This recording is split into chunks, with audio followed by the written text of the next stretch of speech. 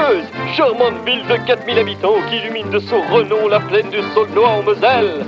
Dieuze, ville fleurie lorsqu'éclose ses tapis de fleurs multicolores. Dieuze, ville de garnison, fière de la gloire de ses régiments. Dieuze, cité qui a bâti sa prospérité sur le sel qu'une population laborieuse a extrait des entrailles de sa terre. Car Dieuze est une ville qui ne manque pas de sel. Dieuze, petite ville si riche et pourtant si mystérieuse à mes yeux. Qu'es-tu devenue après tant de siècles d'histoire ? Dieuze, je pars à ta rencontre.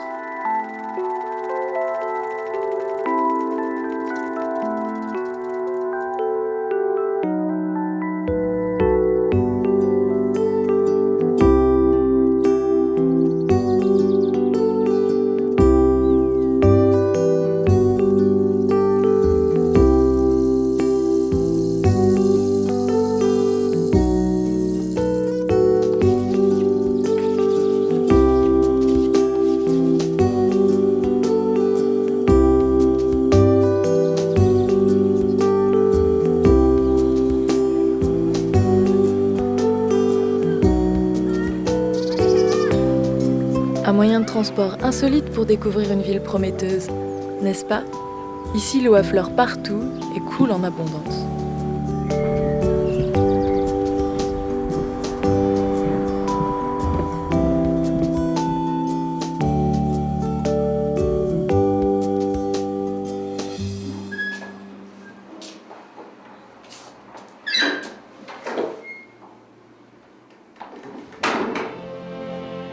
Que de talents rassemblés dans cette galerie.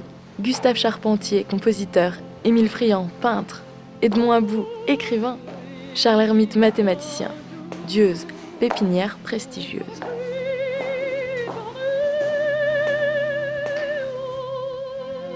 Monsieur le maire, Alphonse Allais disait qu'il vaudrait mieux construire les villes à la campagne car l'air y est plus pur. Est-ce que vous pensez que cette phrase est représentative de la ville de Dieuze, une ville à la campagne justement ?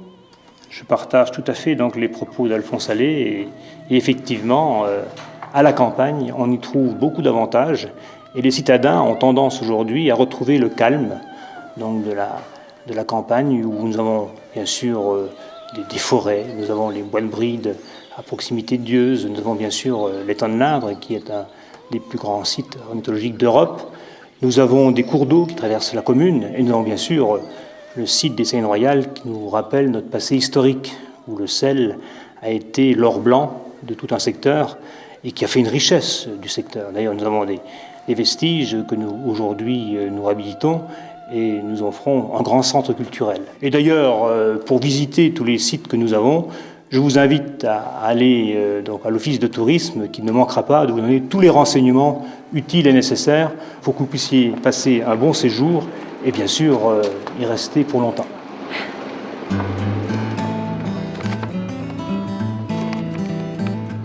Dieuze, au centre d'un triangle constitué par les villes de Metz, Nancy et Strasbourg.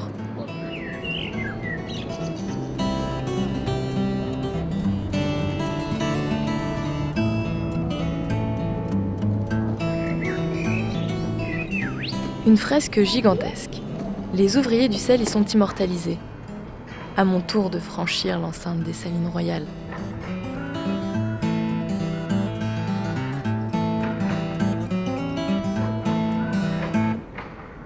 Monsieur François, alors j'ai cru comprendre que la rénovation de la délivrance, c'était un projet qui vous tenait vraiment à cœur ? Oui, bien sûr, c'est un projet qui me tient fortement à cœur, puisque je m'occupe de ce dossier depuis 1997. Vous comprenez bien que c'est très long. C'est très long parce que c'est un programme qui est très coûteux et la ville de Dieuze ne peut pas subvenir à elle seule au financement de ce programme. La ville de Dieuze se doit de sauver ce patrimoine, le patrimoine qui est tout simplement la reconnaissance de nos anciens ouvriers qui ont travaillé pendant des décennies au sein de ce site. La délivrance, c'était le bâtiment où était stocké le sel. Nous avions ici des dizaines de milliers de tonnes de sel. Dans cette délivrance, nous allons créer 3 pôles importants.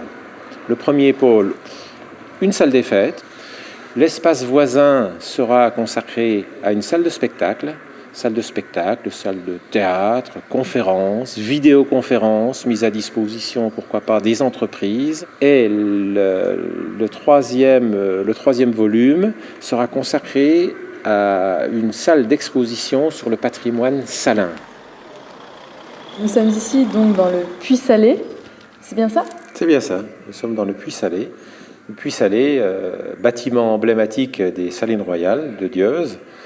Le Puy Salé qui est à l'arrière est l'un des seuls puits salés dans cet état qui reste au niveau européen.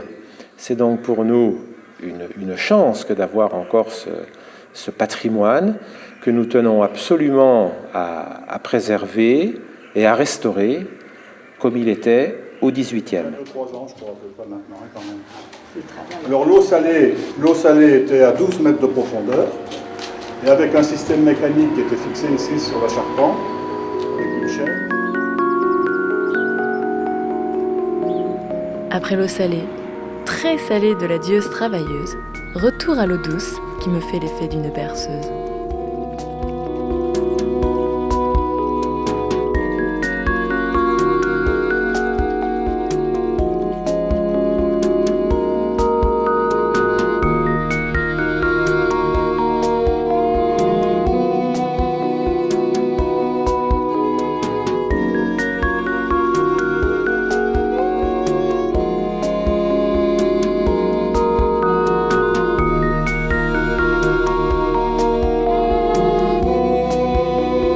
Dieuze a sérieuse en vue, des casernes.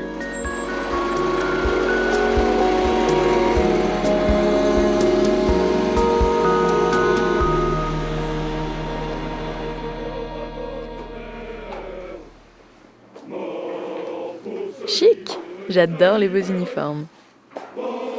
Mon colonel, Dieuze est donc une ville de garnison. Pourquoi cette implantation ?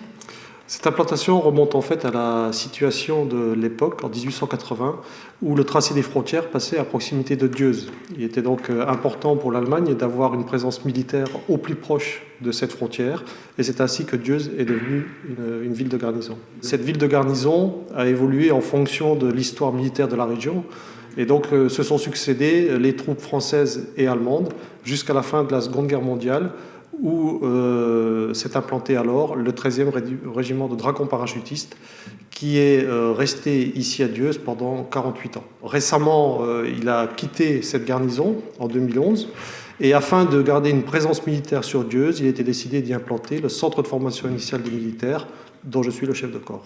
Ce centre assure cette formation pendant les 3 premiers mois de service de nos engagés. Ils arrivent ici comme jeunes civils en fait, et en ressortent au bout de 3 mois comme de jeunes soldats. Toute une vie, pense à ce pauvre volontaire, mort pour se libérer. Pense aussi qu'il était fier, et c'est une femme qui l'a tué. Que suis-je donc sur cette terre? Dieuze la joueuse ? Monsieur le Dieuzois, tirez le premier, je suis trop heureuse. Les flèches me semblent moins dangereuses.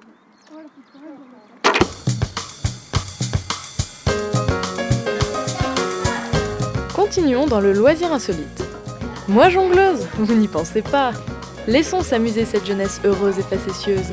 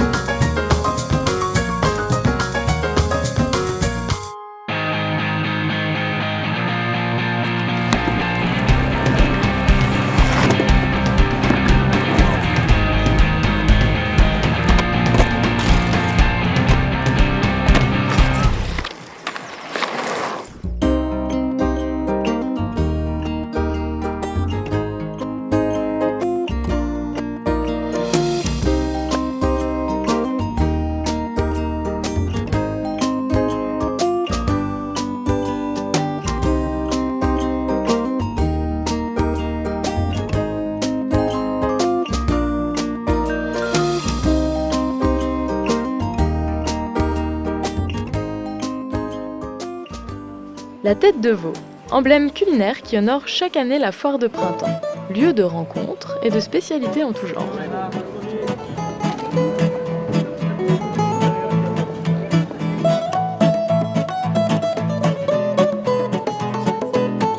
L'occasion de prendre un bon bain de foule. C'est vrai qu'il est gros Obélix.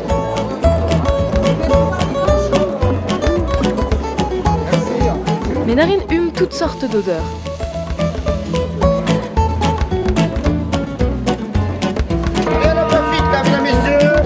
Voilà, madame.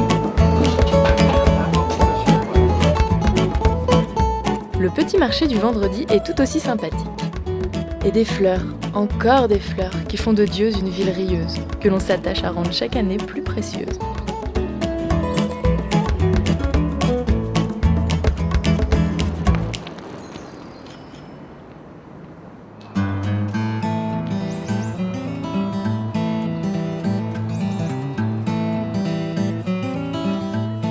Mais Dieuze n'a pas perdu de sa dynamique industrieuse.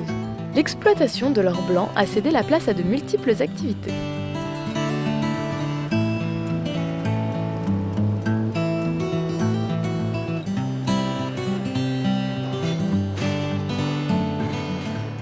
Monsieur Gréco, quelles sont les activités principales de Fico Mirrors ?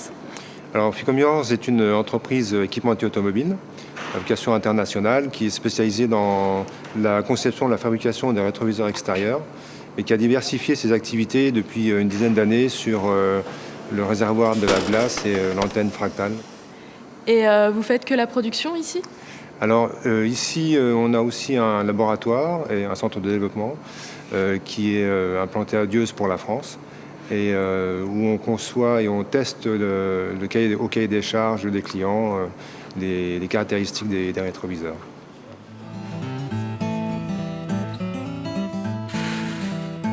Est-ce que vous pouvez nous parler un petit peu de l'entreprise et de son mode de fonctionnement ? Oui, alors Hengxian donc, est une société donc, de production des germes de soja et ça fait 20 ans que nous existons. Donc avant, on était sur Pierrevillers. En septembre 2009, nous avons commencé à déménager ici pour la pérennité de la société, vu que la germination consomme énormément d'eau. Et ici, la mairie nous offre donc un point de fourrage avec lequel donc, on fait pousser donc, nos graines de soja. Donc nous faisons donc, la germination, la fabrication et le conditionnement et la commercialisation.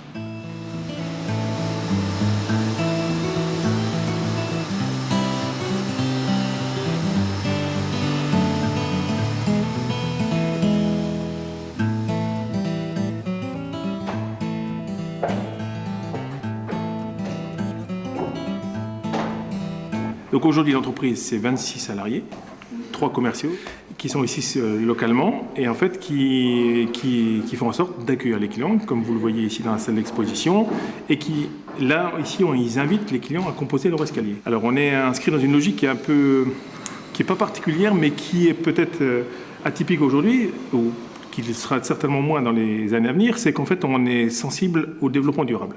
Donc en fait, on n'utilise que des bois de la région, donc du hêtre, du frêne, du chêne, donc qui sont issus de nos forêts ici localement. En plus de ça, dans notre façon de fonctionner, on est dans le tri sélectif.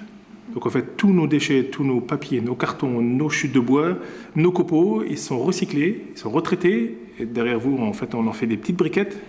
Donc en fait, on les compacte et on se chauffe avec. Et on économise juste la bagatelle de 23 000 litres de fioul. Alors, comme je disais encore pas plus tard qu'hier, mes enfants ou mes petits-enfants, ils ne pourront pas me reprocher de n'avoir rien fait. Ils me reprocheront certainement de ne pas avoir fait assez pour le développement durable, mais je ne pense pas qu'ils me reprocheront de n'avoir rien fait.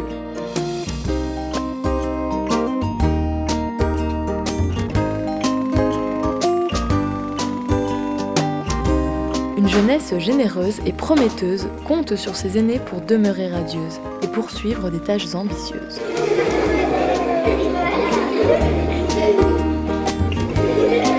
La lumière chaleureuse baisse, la cité radieuse s'illumine, étincelle, et ma balade se termine dans cette ville située à mi-chemin entre sel et ciel.